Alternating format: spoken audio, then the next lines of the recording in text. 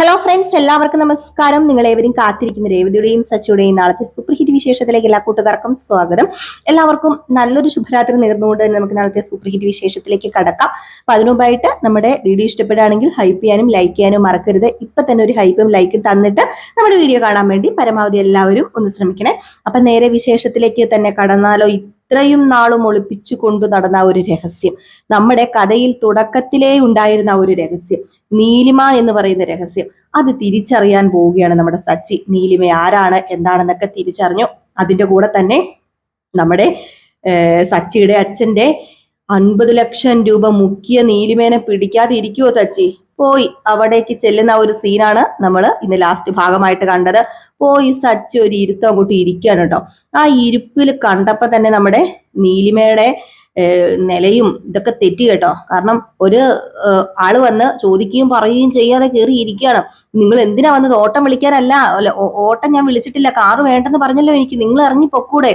എന്താ സച്ചി കാണിക്കുന്നത്? തോന്നിവാസം കാണിക്കുന്നത്. ഞാൻ ഇപ്പൊ പോലീസിനെ വിളിക്കും കേട്ടോ എന്ന് പറയുമ്പം നീലിമ പറയാ പോലീസിന് അല്ല, സച്ചി പറയാ പോലീസിനെ വിളിക്കുക, അല്ലെങ്കിലും പോലീസ് തന്നെ വരണം. പോലീസിനെ കൊണ്ട് ഞാൻ ഇങ്ങോട്ടേക്ക് വരണം എന്നാ നീലിമ വിചാരിച്ചത്. നീലിമയെന്നോ? ഇത്രയും ദിവസം നിങ്ങൾ എന്നെ വിളിച്ചത് മേഡം മേഡം എന്നല്ലേ? എന്നിട്ട് ഇപ്പൊ നീലിമ ആയത് എങ്ങനെയാ? നീലിമ ആയത് എങ്ങനെയാന്നൊക്കെ ഞാൻ പറയാം. നിങ്ങൾ ഏത് ആണെന്നും നിങ്ങൾ എങ്ങനെയാണ് ഇവിടെ നിന്ന് കാനഡയിലേക്ക് പോയതെന്നും ഒക്കെ വളരെ വ്യക്തമായിട്ട് അറിയാവുന്ന ഒരാളാണ് ഞാൻ. അത് അറിഞ്ഞുകൊണ്ട് തന്നെയാ സച്ചി ഇപ്പൊ ഇവിടെ വന്നിരിക്കുന്നതെന്ന് പറയുമ്പോ സച്ചി എന്തൊക്കെ പ്രാന്താ വിളിച്ച് പറയുന്നത്. സച്ചി ഇവിടുന്ന് പോകുന്നുണ്ടോ? ഞാൻ പറഞ്ഞു ഒരു പെൺകുട്ടി താമസിക്കുന്ന വീട്ടിൽ അതിക്രമിച്ചു കടന്നു എന്നും പറഞ്ഞ് ഞാൻ പോലീസിനെ വിളിച്ചു കഴിഞ്ഞിട്ടുണ്ടെങ്കിൽ താൻ കുടുങ്ങും, അതിനു മുമ്പ് ഇവിടുന്ന് പോകാനാ പറഞ്ഞെന്ന് പറഞ്ഞപ്പോ ഇല്ല, ഞാൻ പറയാൻ വന്ന കാര്യം പറഞ്ഞിട്ടും മേടിക്കാൻ വന്നതൊക്കെ മേടിച്ചിട്ടേ പോകത്തുള്ളൂ എന്ന് നമ്മുടെ സച്ചി. ഓഹോ, അപ്പം താൻ മേടിച്ചിട്ടേ പോകത്തുള്ളൂ? അപ്പൊ പോലീസിന്റെ കയ്യിൽ നിന്ന് താൻ മേടിക്കുമല്ലേ? പോലീസിന്റെ കയ്യിൽ നിന്നല്ല, നിന്റെ കയ്യിൽ നിന്ന് 50 ലക്ഷം രൂപ മേടിച്ചിട്ടേ ഞാൻ പോകത്തുള്ളൂ. ആദ്യം നീലിമ ഓർത്ത് ഇനിയിപ്പോ 50 ലക്ഷം ചോദിക്കാൻ വന്നവല്ല എന്താ പറയാ തട്ടിപ്പുകാരും വല്ലതും ആയിരിക്കുന്നു. അപ്പോഴത്തേക്കും നമ്മുടെ സച്ചി അതിവ്യക്തമായിട്ട് പറഞ്ഞു, നിനക്ക് സുധീനെ അറിയുമെന്ന് ചോദിച്ചു. നിനക്ക് നമ്മുടെ രവീന്ദ്രന്റെ മകൻ സുധീനെ അറിയുവോ എന്ന് ചോദിച്ചു. അപ്പൊ ഇത് ചോദിച്ചു കഴിഞ്ഞപ്പോഴത്തേക്കും സുധീനെ എനിക്കറിയാം. അല്ല, സുധീനെ അങ്ങനെ സച്ചിക്ക് അറിയാം? സുധിയും സച്ചിയും തമ്മിലുള്ള ബന്ധം, ഞാനും സുധിയും തമ്മിലുള്ള ബന്ധം എന്താണെന്ന് നിനക്ക് അറിയണോ നീലിമ? ഞാനേ സുധിയുടെ ബ്ലഡാണ്, ഞങ്ങൾ ഒരു ബ്ലഡാണ്, എൻ്റെ ബ്രദറാണ് സുധീന്ന്. ഇത് കേട്ടത് നമ്മുടെ നീലിമ ഒന്ന് ഞെട്ടി കേട്ടോ. നീലിമ എന്നിട്ട് പറഞ്ഞ അത് കഴിഞ്ഞു പോയ കേസുകളൊക്കെയാ, ഇപ്പൊ എന്തിനാ അതൊക്കെ കുത്തിപ്പൊക്കിക്കൊണ്ട് സച്ചി വന്നത്? സച്ചി അവന്റെ ഏട്ടനാണോ അനിയനാണോ എന്നൊന്നും എനിക്ക് അറിയേണ്ട കാര്യമില്ല. അങ്ങനെ ആയിരുന്നെങ്കിൽ ഒരിക്കലും സച്ചിനെ ഞാൻ ഒരു സ്ഥലത്തും ഓട്ടം വിളിക്കത്തില്ലായിരുന്നു, ഇത്രയും ഓട്ടം നിനക്ക് കിട്ടത്തില്ലായിരുന്നു പറയുമ്പോ എന്നെ ഓട്ടം വിളിച്ചതൊന്നും അല്ലല്ലോ ഇപ്പൊ ഇവിടുത്തെ കാര്യം. നീ അന്ന് 50 ലക്ഷം രൂപ എടുത്തോണ്ട് മുങ്ങിയില്ല, അത് ആരുണ്ടാക്കിയ പൈസയാണെന്ന് നിനക്കറിയാമോ? ആരുടെ കഷ്ടപ്പാടിന്റെ, ആരുടെ വേർപ്പിന്റെ, അധ്വാനത്തിന്റെ ഫലമാണെന്ന് നിനക്കറിയാമോ? എന്റെ അച്ഛൻ അധ്വാനിച്ചുണ്ടാക്കിയ പൈസയാണെന്ന് പറഞ്ഞപ്പോ നിന്റെ അച്ഛൻ അധ്വാനിച്ചുണ്ടാക്കിയ പൈസയാണെങ്കിൽ ഞാനിപ്പോ എന്താ സച്ചി ചെയ്യേണ്ടത്? അതിനിപ്പോ ഞാൻ എന്ത് ചെയ്യാനാണ്? ആ പൈസ എനിക്ക് ഇപ്പൊ കിട്ടണം. 50 ലക്ഷം രൂപ ഇപ്പൊ കിട്ടിയില്ലെങ്കിൽ ഞാൻ പോലീസിനെ ഇപ്പൊ ഇവിടെ വിളിച്ചു വരുത്തുന്നു. ആരാ പോലീസിനെ വിളിച്ചു വരുത്തുന്നെന്ന് കാണാടിന്ന്. അപ്പോഴത്തേക്ക് നീലിമ ഒരൊറ്റ ചിരി ചിരിച്ചിട്ട് ഒരട്ടഹാസമൊക്കെ ആയിട്ട് നിന്നിട്ട് നീലിമ പറഞ്ഞു, പോലീസിനെ വിളിച്ചാൽ എനിക്ക് ഒരു ചുക്കും ഇല്ല, ഒരു ചുണ്ണാമ്പും ഇല്ല. പോലീസിനെ വിളിച്ചു കഴിയുമ്പോഴത്തേക്കും സച്ചി ആദ്യം പോലീസിനെ വിളിക്കാന്ന് പറഞ്ഞപ്പോഴത്തേക്കും അല്ലേലും ഞാൻ വിളിക്കാൻ പോകുവാടി. പോലീസിനെ വിളിച്ചു കഴിയുമ്പോഴത്തേക്കും ഉണ്ടല്ലോ സച്ചിനെ ആയിരിക്കും ഇവിടുന്ന് തൂക്കിയെടുത്തോണ്ട് പോകാൻ പോകുന്നത്.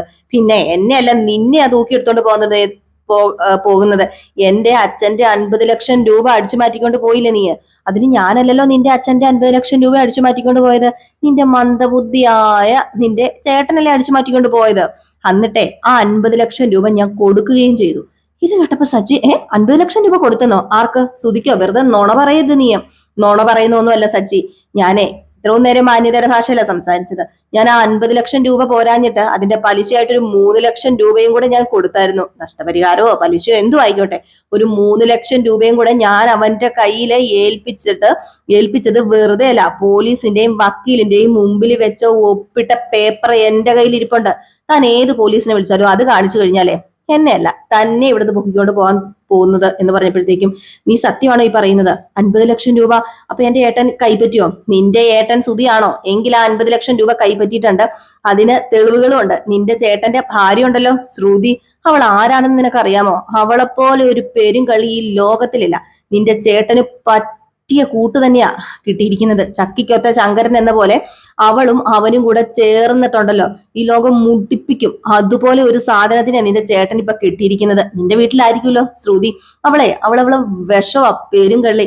അവള് എങ്ങനെയാണെന്നറിയാമോ എന്റെ കയ്യിൽ നിന്ന് പൈസ മേടിച്ചെടുക്കാൻ നോക്കിയത്? ഡ്രാമ കളിച്ച് അവൾ എന്നെ വെട്ടിലാക്കി. അവൾ ഒരു ദിവസം എന്നെ വിളിച്ചു വരുത്തി ബ്യൂട്ടി പാർലറിൽ കയറ്റി എന്നെ കൊല്ലാൻ വരെ ശ്രമിച്ചവളാ. അവള് നീ ഉദ്ദേശിക്കുന്ന ആളൊന്നുമല്ല സച്ചി. അവള് പേരും കള്ളിയാണ്. അവള് മലേഷ്യക്കാരിയൊക്കെ ആയിരിക്കാം, പക്ഷെ അവളുടെ കയ്യിലില്ലാത്ത കള്ളത്തരങ്ങളും അവള് പഠിക്കാത്ത വിദ്യകളും ഒന്നുമില്ല. നീ അവളെയാ സൂക്ഷിക്കേണ്ടത്. അവളെ എന്റെ ഇന്ന് 3 ലക്ഷം രൂപയും കൂടി പറഞ്ഞ് അങ്ങനെ ഞാൻ 53 ലക്ഷം രൂപ എണ്ണി കൊടുത്തത് പോലീസ് സ്റ്റേഷനിൽ വെച്ച്. സാക്ഷികളും ഉണ്ട്. എന്താ ഇനി ഞാൻ പറയുന്നത് കള്ളമാണെന്ന് സച്ചിക്ക് തോന്നുന്നുണ്ടോ എന്ന് ചോദിച്ചപ്പം, അല്ല ഇത് സത്യമാണെങ്കിൽ ശ്രുതിയും കൂടി ചേർന്ന് ഒരു കുടുംബത്തെ മുഴുവനും പറ്റിച്ചിരിക്കുന്നത്. ആ 50 ലക്ഷം രൂപ ഇപ്പോഴും കിട്ടിയിട്ടില്ലെന്ന് പറഞ്ഞുകൊണ്ട് ദേ എന്റെ അച്ഛൻ ഇപ്പോഴും കൊടുക്കാൻ കിടക്കുക 50 ലക്ഷം രൂപ. അതുകൊണ്ട് ദയവ് ചെയ്ത് നീലിമേ, ഞാൻ ഇത്രയും പറഞ്ഞതിനൊക്കെ എന്നോട് ക്ഷമിച്ചേരെ. ഞാൻ അറിയാതെയാണ് കാര്യങ്ങളൊക്കെ പറഞ്ഞത്, എന്നോട് ക്ഷമിക്കുക. എന്നിട്ട് എന്റെ കൂടെ വീട് വരെ ഒന്ന് വരണം. ആ കള്ളനെ കൈയോടെ പൊക്കണമെങ്കിൽ തെളിവ് വേണം. അപ്പൊ എന്റെ കൂടെ വീട് വരെ വന്നേ പറ്റുള്ളൂ എന്ന് പറഞ്ഞപ്പോഴത്തേക്കും നീലു പറഞ്ഞു, ഞാനെന്തിനാ അങ്ങോട്ടേക്ക് വരുന്നത്? പോലീസ് സ്റ്റേഷനിലേക്ക് ചെല്ലാം, അവിടെ തെളിവും കാര്യങ്ങളൊക്കെ ഉണ്ട്, വക്കീലിനെ വെച്ച് തീർപ്പാക്കിയ കാര്യമാണ്. പിന്നെ അവന്റെ ഭാര്യ ഉണ്ടല്ലോ അവിടെ എന്ന് പറഞ്ഞപ്പോ എല്ലാത്തിനെയും കൈയോടെ പൊക്കണമെങ്കിൽ നീലിമ വീട്ടിൽ വരണം. നീലിമ എന്റെ കൂടെ ഒന്ന് വരണം, സഹായിക്കണം എന്നൊക്കെ പറഞ്ഞപ്പോഴത്തേക്കും നീലിമയും എന്ത് വിചാരിച്ചു, എന്നാ പിന്നെ പാവല്ലേ എന്നാ പോയേക്കാം എന്ന് വിചാരിച്ച് നമ്മുടെ നീലിമയും കൂടെ ചെല്ലുന്നുണ്ട് കേട്ടോ. ഏതായാലും അതൊക്കെ അവിടെ നിൽക്കട്ടെ. ഇതിനുശേഷം പിന്നെ കാണിക്കുന്ന സീൻ എന്ന് പറഞ്ഞിട്ടുണ്ടെങ്കിൽ നമ്മുടെ രേവതിക്ക് മനസ്സിലായല്ലോ നീലിമ ആരാണെന്ന്. അപ്പം സച്ചി അങ്ങോട്ടേക്കോ പോയേക്കുന്നത്. എന്താണ് എങ്ങനെയാണെന്നൊന്നും അറിയില്ല. അപ്പൊ നമ്മുടെ ലക്ഷ്മിയോട് സംസാരിക്കുന്നുണ്ട്. എനിക്കറിയില്ല ഇനിയിപ്പോ എവിടെ എന്തൊക്കെയാ സംഭവിക്കാൻ പോകുന്നതെന്ന്. ഞാൻ ഏതായാലും അങ്ങോട്ടേക്ക് ചെല്ലട്ടെ. അവള് പേരും കള്ളിയാണല്ലോ, ഏതായാലും കിട്ടിയില്ലോ. പാവം അച്ഛന്റെ 50 ലക്ഷം രൂപ വെള്ളത്തിൽ പോയിന്ന് ഓർത്തിരുന്നതായിരുന്നു. ഇനിയിപ്പോ കിട്ടിയില്ലോ, പ്രശ്നമൊന്നും ഇല്ലല്ലോ, സമാധാനമായി, ഞാൻ ചെല്ലട്ടെ എന്ന് പറഞ്ഞുകൊണ്ട് എന്ത് ചെയ്യുന്നു നമ്മുടെ രേവതി അങ്ങനെ നമ്മുടെ ചന്ദ്രോദയത്തേക്ക് ചെല്ലുകയാണ് കേട്ടോ. അപ്പൊ രേവതി ചന്ദ്രോദയത്തിലേക്ക് ചെല്ലുമ്പോഴത്തേക്കും അവിടെ ചന്ദ്ര ഇരിപ്പുണ്ട്. ചന്ദ്ര രേവതിനെ കണ്ടു കഴിഞ്ഞിട്ടുണ്ടെങ്കിൽ പിന്നെ ചൊറിയാതൊരു രക്ഷയില്ലോ. അങ്ങനെ ചന്ദ്ര ചോദിച്ചു, നീ ഇത്രയും നേരം എവിടെ പോയി കിടക്കുമായിരുന്നടി എന്ന് ചോദിച്ചപ്പോ അത് പിന്നെ ഞാൻ അമ്മയുടെ അടുത്ത് പോയായിരുന്നു. ഓ, നിന്റെ അമ്മയുടെ അടുത്ത് പോയതായിരിക്കൂലേ ഇവിടെ നടന്ന കാര്യങ്ങളൊക്കെ വിളമ്പാനായിട്ട്. നിന്റെ അമ്മയുടെ അടുത്ത് പോയി പറഞ്ഞു കാണൂലേ, എന്റെ സ്തുതി മന്ദബുദ്ധിയാണ്, അവൻ കൊണ്ടുപോയി 30 ലക്ഷം രൂപ തൊലച്ചു, ആനയാണ് ചേനയാണ് എന്നൊക്കെ നീ ചെന്ന് പറഞ്ഞില്ലേടി? നാണം ഉണ്ടോടി നിനക്ക്? ഇവിടെ കിട്ടുന്നതല്ല അതേപടി അപ്പറേ കൊണ്ട് കൊടുക്കാനായിട്ട് എന്ന് പറഞ്ഞപ്പം അത് പിന്നെ അമ്മ വേണ്ടാത്തൊന്നും പറയില്ല, ഞാനൊന്നും ആ കാര്യമൊന്നും പറയാൻ പോയതില്ല, ഞാൻ ആ കാര്യമൊന്നും പറഞ്ഞിട്ടും ഇല്ല എന്ന് പറഞ്ഞപ്പോ പിന്നെ പറയാത്തൊരു ശീലാവധി വന്നിരിക്കുന്നു. നീ ഈ വക കാര്യങ്ങളൊക്കെ അവിടെ ചെന്ന് പറയുന്ന എനിക്ക് അറിയാടി. നീ ഇവിടെയുള്ള എന്റെ മരുമക്കളെ കണ്ട് പഠിക്കടി. അവര് രണ്ടുപേരും നല്ല സ്റ്റാൻഡേർഡ് ഉള്ളവരാ. അവരെ പണമുള്ള വീട്ടിൽ നിന്ന് വന്നതുകൊണ്ട് ആ ഒരു സ്റ്റാറ്റസും സ്റ്റാൻഡേർഡും ഒക്കെ അവർക്കുണ്ടടി. അതുകൊണ്ട് ഇവിടെ നടക്കുന്ന കാര്യം ഇവിടെ തന്നെ ഒതുക്കി തീർക്കും. അവര് പോയി പറയുകയോ എടുക്കുകയൊന്നും ഇല്ല എന്ന് പറഞ്ഞപ്പോഴത്തേക്കും നമ്മുടെ രേവതി പറഞ്ഞു, അതെനിക്കറിയാം, സ്റ്റാൻഡേർഡ് ഉള്ളത് കൊണ്ടാണല്ലോ ഇപ്പൊ അക്കിടി പറ്റിയിരിക്കുന്നത് എന്നുള്ള രീതിയിൽ ശ്രുതിനെ ഇങ്ങനെ കുറ്റപ്പെടുത്തിയിട്ട് അപ്പം പറഞ്ഞു, ഓഹോ, നീ അപ്പൊ എന്റെ മരുമോളെയും എന്റെ മോനെയും കളിയാക്കുവാണല്ലേ? കൊള്ളാം, നീ കളിയാക്കടി. നീ നിന്റെ കെട്ടിയോന് നിന്റെ കൂടെ ഉണ്ടെന്നും പറഞ്ഞുകൊണ്ട് നീ ഇതുപോലെ കിടന്ന് നെഗളിക്കരുത്. പണ്ടൊക്കെ നിന്റെ കെട്ടിയോന് എങ്ങനെയായിരുന്നടി? നിന്നിട്ട് തല്ലുകയും നിന്നോട് വഴക്കുണ്ടാക്കുകയൊക്കെ ചെയ്തുകൊണ്ടിരുന്ന ആളല്ലായിരുന്നോ? അവന്റെ സ്വഭാവം ഇനി എപ്പോ വേണമെങ്കിലും മാറാം. അവൻ ഒരു പെഗ് അടിച്ചുകൊണ്ട് വന്നാൽ തന്നെ അവൻ പണ്ടത്തെ സ്വഭാവത്തിലേക്ക് പോവുള്ളൂ. നീ കൂടുതൽ അഹങ്കരിക്കല്ലടി എന്ന് പറഞ്ഞുകൊണ്ട് അതും ഇതുമൊക്കെ ഇങ്ങനെ പറയാണ് കേട്ടോ. നമ്മുടെ രേവതിനെ എന്തൊക്കെയോ പറയുന്നുണ്ട്. രേവതി കുറെയൊക്കെ കേട്ടു എന്നൊക്കെ നടിച്ച് പകുതിയും അങ്ങോട്ട് വിടുന്നുണ്ട്, കേസ് വിട്ട് കളയുന്നുണ്ട്. ഇതേ സമയത്താണെങ്കിൽ 30 ലക്ഷം രൂപ പോയതിന്റെ സങ്കടവും പ്രശ്നവും ഒക്കെ ആയിട്ട് ഇരിക്കുകയാണ് ശ്രുതിയും. ആകപ്പാടെ മൊത്തം അവർക്ക് എന്ത് ചെയ്യണം എന്നറിയില്ല. 30 ലക്ഷം പോയല്ലോ, ഇനിയിപ്പോ എവിടെ പോയി പരാതി കൊടുക്കണം? പോലീസിൽ പരാതി അങ്ങോട്ട് കൊടുത്തിട്ടുണ്ട്. അപ്പൊ അതെങ്ങനെ കിട്ടുമെന്നൊന്നും അറിയില്ല. അങ്ങനെ നമ്മുടെ ശ്രുതിയും എന്താ പോയ അണ്ണാനെ പോലെ ഇങ്ങനെ ഇരിക്കുകയാണ്. ഏതായാലും ഈ സമയത്താണ് സച്ചി കയറി വരുന്നത്. എങ്ങനെയാണെന്ന് ചോദിച്ചു കഴിഞ്ഞിട്ടുണ്ടെങ്കിൽ നമ്മുടെ സച്ചിക്ക് കാര്യങ്ങളും വിവരങ്ങളും എല്ലാം മനസ്സിലായിട്ട് അവിടെ നിന്ന് നമ്മുടെ സച്ചി വരിക. സച്ചി രേവതി അച്ഛാ അമ്മേ എന്നൊക്കെ വിളിച്ചോണ്ട്, അമ്മയെന്ന് വിളിക്കുന്നില്ലെന്ന് തോന്നുന്നു, അച്ഛാന്നൊക്കെ വിളിച്ചോണ്ടാ വരുന്നത്. അപ്പൊ ആ ഒരു വിളി തന്നെ എന്തൊക്കെയോ ഉണ്ടെന്ന് നമ്മുടെ രേവതിക്ക് മനസ്സിലായി.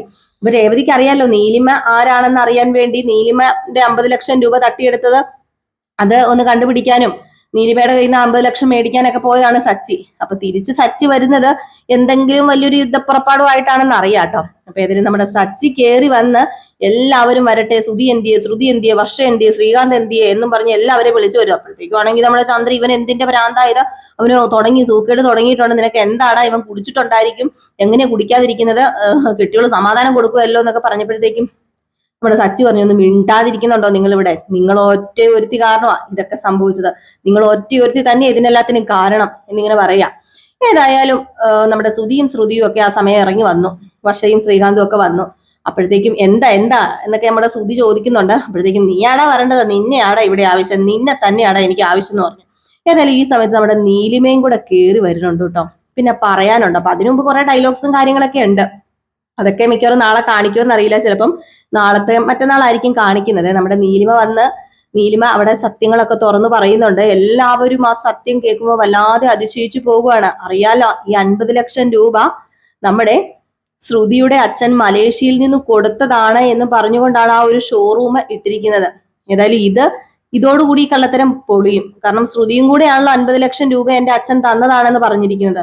അപ്പൊ ഏതായാലും ചന്ദ്രയ്ക്ക് എന്ത് പറ്റും? ശ്രുതിയോട് ദേഷ്യം കൂടും. ഈ 50 ലക്ഷം രൂപയുടെ ഒക്കെ ഉടമ നമ്മുടെ ശ്രുതിയാണ്, മലേഷ്യയിലെ അച്ഛൻ ഇങ്ങോട്ട് കൊടുത്തയച്ചതാണ്, എന്റെ മകള് വലിയ എന്തോ സംഭവമാണ്, മലേഷ്യയിലെ രാജകുമാരിയാണ് എന്നൊക്കെ പറഞ്ഞുകൊണ്ടിരിക്കുന്ന നമ്മുടെ ചന്ദ്ര എല്ലാവരുടെയും മുമ്പിൽ നാളം കെടുക. ചന്ദ്രയെ ഓർത്തിരിക്കുന്നത് ആ 50 ലക്ഷം രൂപ ശ്രുതിയുടെ അച്ഛൻ കൊടുത്തതാ, അത് നീലിമ കൊടുത്ത പൈസയാണ് ഈ ഇട്ട് മറിക്കുകയും തിരിക്കുകയും ചെയ്യുന്നത് എന്ന് മനസ്സിലാക്കുന്നില്ല. അത് ഏതായാലും മനസ്സിലാക്കാൻ പോവുകയാണ്. ആ സത്യം ഏതായാലും നാളെ അറിയാൻ പോവുകയാണ്. പൊട്ടുക കാരണം തീർത്ത് നമ്മുടെ ശ്രുതിക്ക് ഒരൊറ്റ പൊട്ടിയിട്ട് ചന്ദ്ര കൊടുക്കുന്നുണ്ട് കേട്ടോ. നീ എന്തിനാടീ പിന്നെ നിന്റെ അച്ഛൻ ഉണ്ടാക്കിയ പൈസയാന്ന് പറഞ്ഞുകൊണ്ട് ഇത്രയും നാള് പറ്റിച്ചതെന്നും പറഞ്ഞുകൊണ്ട് കാരണം തീർത്ത് നല്ലൊരെണ്ണം കൊടുക്കുന്നുണ്ട്. ഏതായാലും അടിപൊളി സീനുകളൊക്കെയാണ്. വെയിറ്റ് ചെയ്തിരുന്ന് കാണുക കേട്ടോ. അപ്പൊ നാളെ രാവിലെ ഫുൾ വിശേഷവുമായിട്ട് വരാൻ മറക്കരുത്. രാവിലെ ഒരു 8 മണിയോടും 8:30യോടും ഒക്കെ കൂടി നമ്മൾ ഫുൾ വിശേഷം പോസ്റ്റ് ചെയ്യുന്നുണ്ട്. പിന്നെ അലീനയുടെ കഥ നമ്മൾ റിയൽ സ്റ്റോറിക്കകത്ത് നാളത്തെ വിശേഷം ഇട്ടിട്ടുണ്ട്. അപ്പം അത് കണ്ടിട്ടില്ലാത്തവർ നമ്മുടെ റിയൽ സ്റ്റോറിയിൽ ഒന്ന് പോയി നോക്കിയാൽ മതി, അതിനകത്ത് കിടപ്പുണ്ട്. അപ്പൊ എല്ലാവർക്കും വീണ്ടും നല്ലൊരു ശുഭരാത്രി നേർന്നുകൊണ്ട് നിർത്തുന്നു. ഹൈപ്പിടിക്കാനും ലൈക്ക് ചെയ്യാനും മറക്കരുതേ.